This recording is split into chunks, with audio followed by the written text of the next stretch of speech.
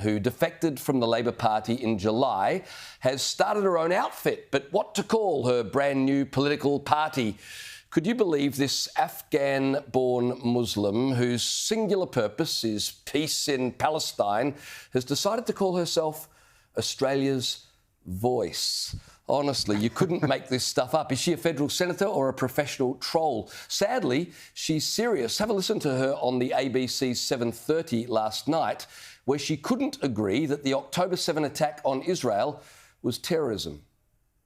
Yesterday, in your view, were the actions of Hamas on that day an act of terrorism or an act of resistance?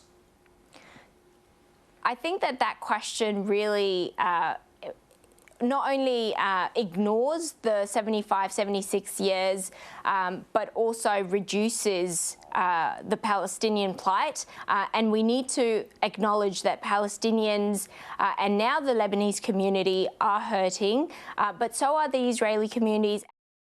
Seriously, if she is Australia's voice, then Hamas is a peace-loving organisation spreading diversity, equity and inclusion through the Middle East. Australians gave her a voice. I might point out a voice she would never have had in Afghanistan, where she was born, or in Gaza, which seems to occupy most of her thinking. But for her to call herself Australia's voice, that takes some front, Liz. It really does. I mean, and it has been rightly made a lot of mockery. There's a lot of mirth happening on X and other platforms about this. But it does bemuse me that we seem to be incapable of understanding that, quite simply, one man's terrorist is another man's freedom fighter.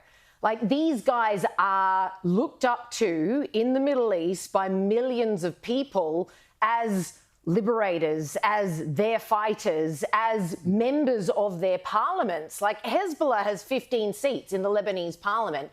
We call them terrorists. We seem to have no understanding of the fact that in that part of the world, it's the West that are seen as terrorists. And when we import people from that part of the world with their cultural background, with their narrative of the world, they're thinking of what America did in Syria, in Libya, in Iraq, in Afghanistan, and this is their narrative. It's more than a narrative, though. It's values.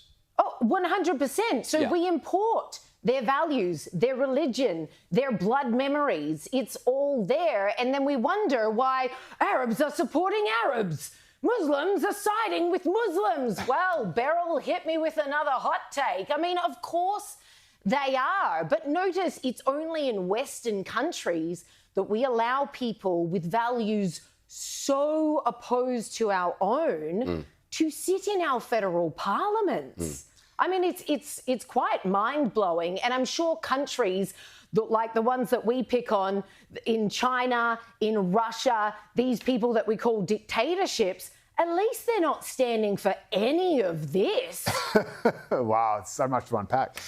Yeah, look, I think, I've been saying for some time, and I think other people are smart enough to realise it too, that we do have to understand that exactly what you said, that, you know, that these people do not understand, and it's not just people from Afghanistan or the Middle East or Arabs. It's people in Australia as well who have refused to call Hamas a terrorist organisation, for example. Well, they're a different overprivileged little snot-nosed uni kids and student socialists have been very prepared to do that as well. And I think that is where.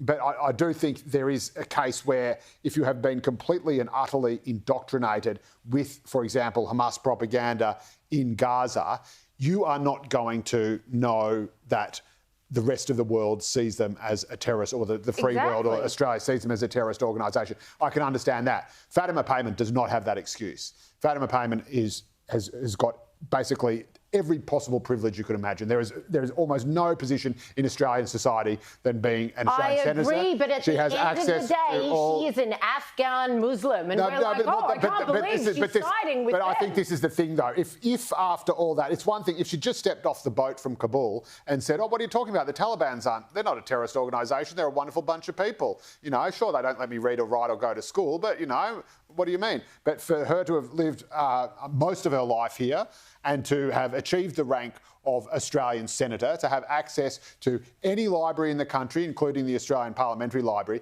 and still not to be able to see and say that clearly not even that Hamas is a terrorist organisation, but what happened on October 7th is a terrorist act. How many libraries do you need to visit to work out rape is terrorism? Understand that from all the information that is available to you, just that act alone, and just say, yes, that is an act of terror, then there is something, I think, profoundly either wrong with you on a sort of moral, human level, or you are severely limited in your intelligence and your ability to process information. And that is about as kind as I can possibly be. And notwithstanding the fact that she has launched Australia's Voice, which clearly is trying to nick some of the rhetoric of the Voice referendum that happened in Australia last year and was called The Voice, right? So she's clearly ripping off that brand and trying to sort of capitalise on it. Or maybe her new chief of staff or advisor, Glenn Drury, the preference whisperer, is putting some of these ideas in her head. So just call yourself everything. So, oh yeah, I like Australia, I like The Voice, I'll vote for that. They've got no policies.